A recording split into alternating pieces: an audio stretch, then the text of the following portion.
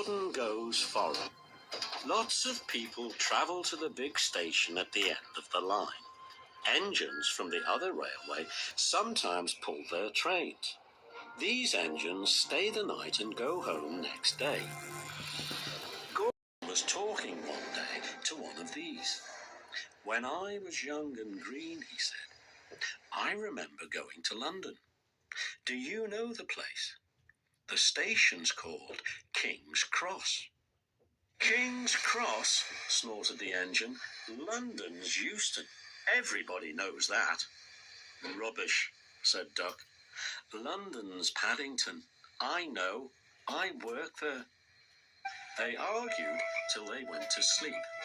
They argued when they woke up. They were still arguing when the other engine went away.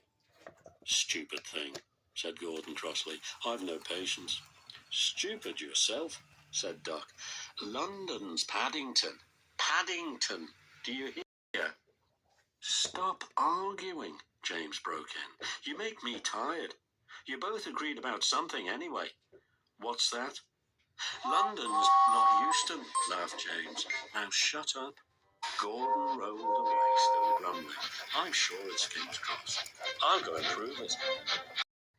But that was easier said than done. London lay beyond the big station at the other end of the line.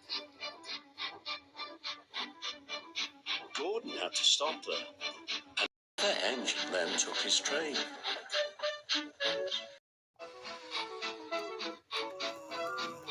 "If I didn't stop," he thought, "I could go to London." One day he ran right through the station.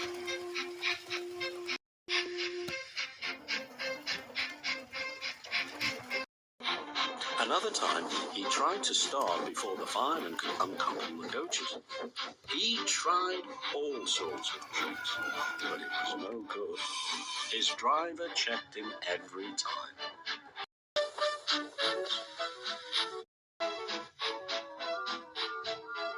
"Oh dear," he thought sadly, "I'll never get there." One day he pulled the express to the station as usual. His fireman uncoupled the coaches, and he ran onto his siding to wait till it was time to go home. The coaches waited and waited at the platform, but their engine didn't come. A porter ran across and spoke to Gordon's driver. "The inspector's on the platform. He wants to see you." The driver climbed out of the cab and walked over the station. He came back in a few minutes looking excited. "Hello," said the fireman. "What's happened?" "The engine for the express turned over when it was coming out of the yard. Nothing else can come in or out. They want us to take the train to London. I said we would if the Fat Controller agreed. They telephoned and he said we could do it. How's that?" "Fine," said the fireman. "We'll show them what the Fat Controller's engines can do." "Come on," said Gordon. "Let's go." He rolled quickly over the crossings and backed onto the train.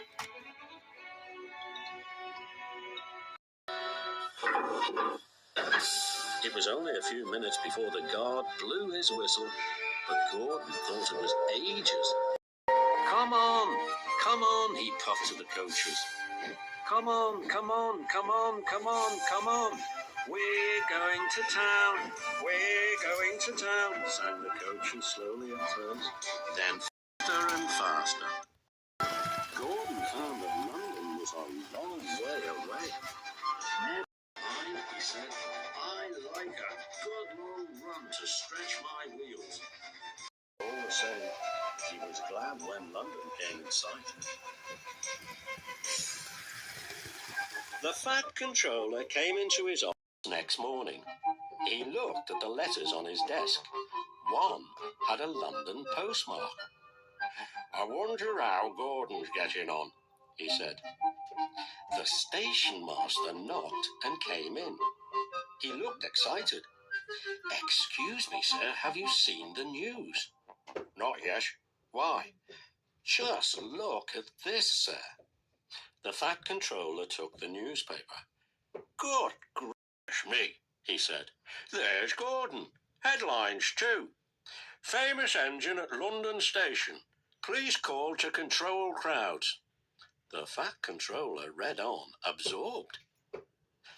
Gordon returned next day. The Fat Controller spoke to his driver and fireman. I see you had a good welcome in London. We certainly did, sir. We signed autographs till our arms ached, and Gordon had his photograph taken from so many directions at once that he didn't know which way to look. Good, smiled the Fat Controller. I expect he enjoyed himself, didn't you, Gordon? No, sir, I didn't. Why ever not? London's all wrong, answered Gordon sadly. They've changed it. It isn't King's Cross anymore. It's St. Pancras.